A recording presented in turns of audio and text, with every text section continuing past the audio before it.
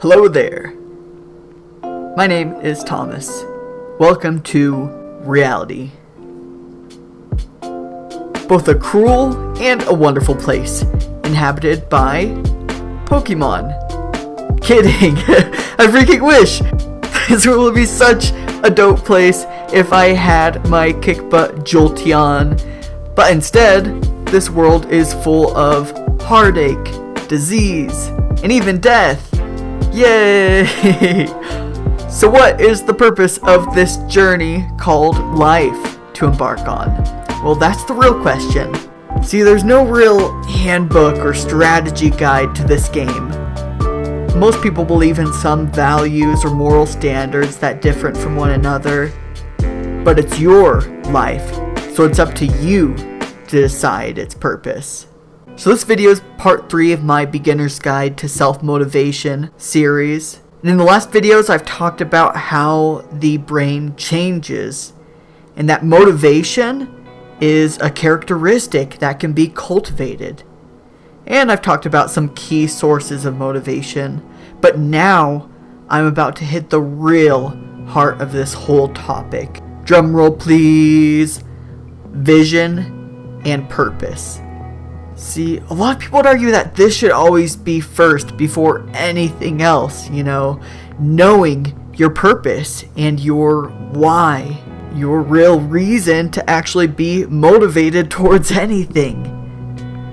And while I agree with that to some extent, because the last thing you want is to climb up a ladder all the way to realize it's leaned up against the wrong wall. Yeah, that sucks. But the thing is, life is full of endless options, and it can feel overwhelming to know your purpose, your passion, what to really go for. And laugh at me if you will, but I absolutely admire Arnold Schwarzenegger. I mean, he's like the perfect example of vision, having an unrealistic dream and saying F what others think. I'm gonna work my butt off and make crap happen. I mean, his parents thought it was absurd for this Austrian farm boy to even consider wanting to become a world champion bodybuilder, or eventually move to the US and become a movie star, or later become the governor of California. He always had a vision. He says at first he spent tons of time in and out of the gym imagining and visualizing how exactly he wanted himself to look. And one of the powerful things about visualization isn't just how you feel when you do it, but how these combined emotions and thoughts work together to create new, stronger neural pathways in your brain, which means forming new beliefs. And beliefs matter because if you believe you are a world champion bodybuilder, then you're going to act in accordance with that belief. Your brain is absolutely accurate at self-fulfilling prophecies. And so earlier I mentioned vision and purpose.